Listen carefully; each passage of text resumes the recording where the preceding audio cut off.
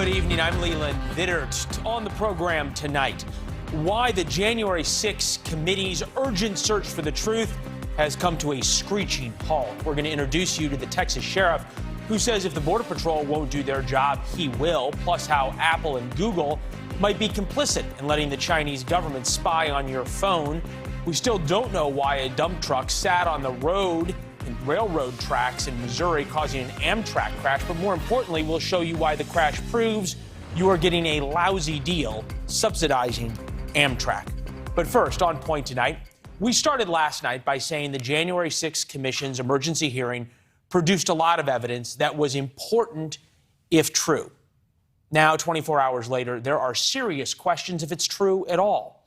For example, MSNBC's banner today screamed, as you can see there, Hutchinson testifies Trump allegedly lunged at Secret Service agent tried to grab at steering wheel.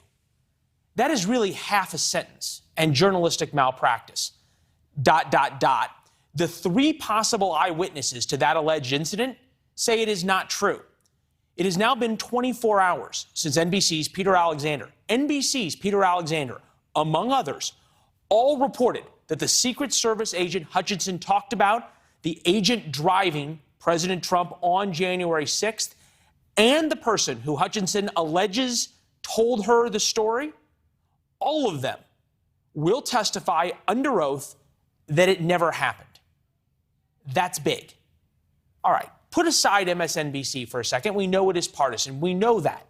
But the committee is supposed to be in search of the truth, except they showed today that they have no interest in continuing to seek the truth. Remember, 24 hours after the testimony to their committee, 3 federal agents say they want to testify, saying that something didn't happen.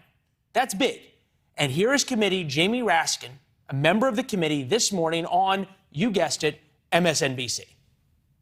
She has no motivation or interest in lying in any way. And so what we have on the other hand is some anonymously sourced rumors of feelings of particular agents. They are not anonymously sourced rumors. We're going to get to that in a minute. But remember, the committee called Hutchinson in an emergency meeting. Her testimony was allegedly so damning, so important, we had to hear it before July 4th. We did. And in fairness, she said some really troubling things, like this alleged conversation with the White House counsel. Mr. Cipollone said something to the effect of, please make sure we don't go up to the Capitol, Cassidy. Keep in touch with me. We're going to get charged with every crime imaginable if we make that movement happen. You didn't hear much about that because the media didn't really care about what she said there yesterday, or her allegation that Trump told the Secret Service to take down magnetometers and security checkpoints for his speech to the January 6th crowd near the White House. Nobody cared because it wasn't the most salacious thing. This was. I'm the effing president. Take me up to the Capitol now. The president reached up towards the front of the vehicle to grab at the steering wheel. Mr. Trump then used his free hand to lunge towards Bobby Engel. Within a few hours of her testimony, Peter Alexander of NBC News tweeted, a close source to the Secret Service tells me that Bobby Engel, the lead agent, and the presidential limousine SUV driver are prepared to testify under oath that neither was assaulted and that Mr. Trump never lunged for the steering wheel.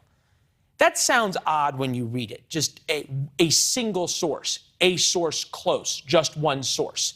So let's break down how this actually works in Washington. The Secret Service wants to put out a story or their version of what is going to happen, but they don't want to be seen as taking sides. So the Secret Service's public information folks email all of the reporters asking for comment on the record. And their email will say this.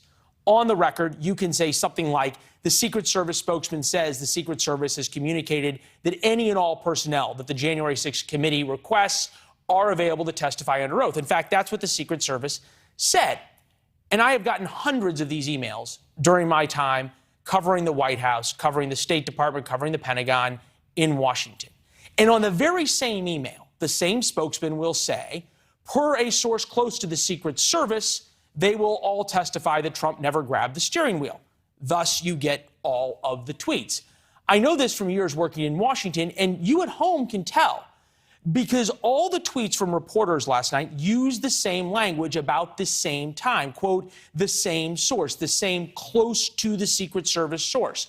There was one from ABC, there was one from Fox News, and a number of other news outlets. Of course, we would not break in any way our own journalistic ethics by showing you any emails that we may or may not have gotten at NewsNation to this effect. This is important because the Secret Service wants you to know 3 federal agents will testify it never happened. Surely, if Hutchinson's testimony is worthy of an emergency hearing, so are the agents to talk about the truthfulness of what she said. But no, the committee appears to have no interest. Suddenly, the urgent search for the truth is now delayed by the July 4th holiday. The committee is caught now between not having the agents testify and thus losing all credibility, or having them testify live and losing control of what, until this point, has been an incredibly well-scripted television miniseries.